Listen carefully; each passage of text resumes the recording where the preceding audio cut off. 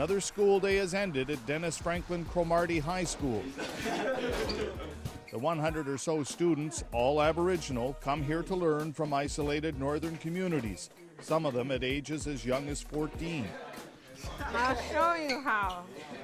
Marcia Kennedy was one of them. Now she's 18 and the chief of the student council. Originally from the Sandy Lake Band, she's been living in a boarding house of sorts and going to school here for several years now. The school feels like a home. It's really comfortable here. Yeah, it's just what's going on out there. Mm-hmm.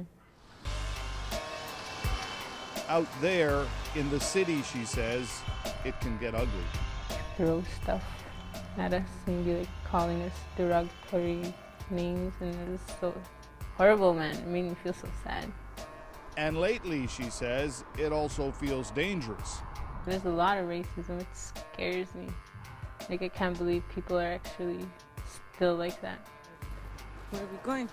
It's been building for some time. Students now try to move outside the school together in groups. Now, I don't even walk around anymore, like, ever. And a recent violent incident has many of them carrying this, a personal security alarm. Just after Christmas, a Native woman was walking in this area of the city when two men drove by. One of them was throwing garbage at her and racial slurs, and he got out, grabbed her by the hair and dragged her into the back seat. Teresa Trudeau, a traditional healer and a friend of the victim, spoke with her. The driver drove to a wooded area, beat her and strangled her and raped her, and told her that they had done this before, and you Native people don't deserve your treaty rights, is what she was told. And they left her there. They also said they would do it again. The incident is now under investigation by Thunder Bay Police. That doesn't give many in the Aboriginal community here much comfort. Many don't trust the police. I'm hearing of police physical abuse. I'm hearing of witnesses going to the police station and being intimidated, not being treated. If they've been a victim, they're being re-victimized. Selena Reitberger, a lawyer with Anishinaabe Legal Services, has just handed 2 complaints of police abuse to Ontario's Independent Police Review Director. A third is being investigated by the OPP. Recently, a young Aboriginal woman asked her, "Is it all right for the police to search my bra in the street?"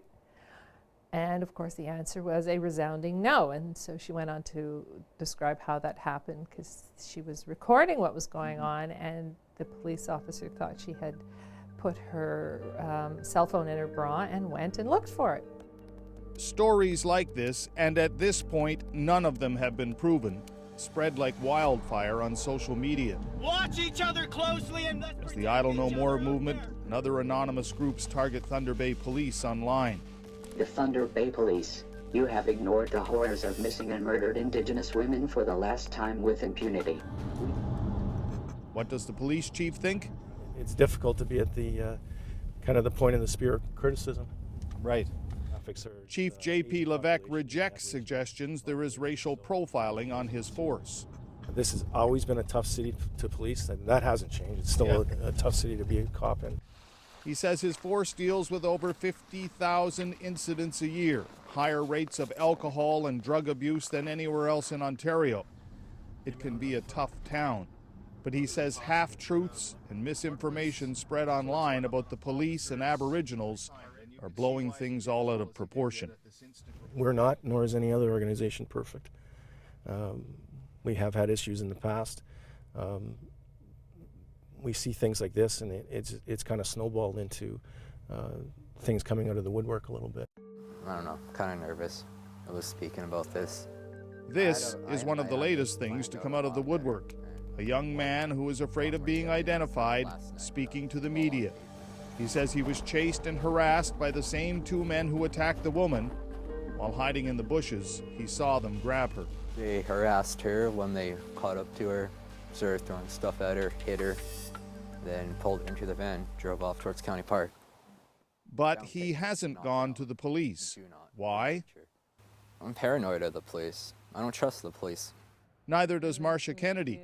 Well, I was already scared of the police because they're like really rough.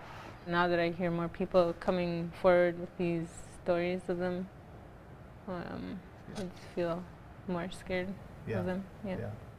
Teresa Trudeau has lived here 30 years. No, I don't trust police.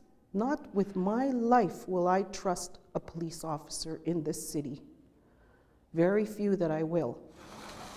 Is there a problem with racism in the city? Well, sure there is. There's a lot of intolerance towards Aboriginal people in the city. We hear about eggings of people that are walking down the street. They're getting eggs thrown at them, name calling. And Mayor Keith Hobbs has been watching all this unfold with despair.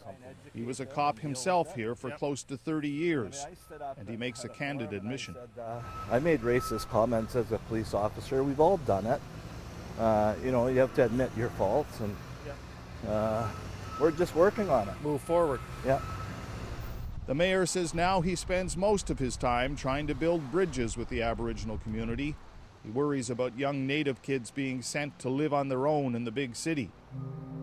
In the past 13 years, the bodies of 7 of them have been found, most pulled from the rivers in this city. An inquest will now examine how this could happen. The mayor has come up with his own task force with the Aboriginal community to work on solutions. So on the whole, the overarching message is, yes, we know we have a problem, we're working on it, give us a break. Exactly. You know, I mean, it's taken years and years to get where we are. It's going to take years to fix the problems. For those not on the same page, he has a message. The Aboriginal community is the fastest growing segment of the population in this city. That's the reality. They're the new economy here. They are, and we have to recognize that. Selena Reitberger has a message of her own for the mayor and the police. I just think of the legacy of it. Like, you know, if we don't stop this now, it's going to have a really, really profound effect on the children who are growing up. And The whole next generation. that's right. We don't need this. We don't want it. So let's clean things up now. Marcia Kennedy would like to be part of that new economy, It does make me feel safer.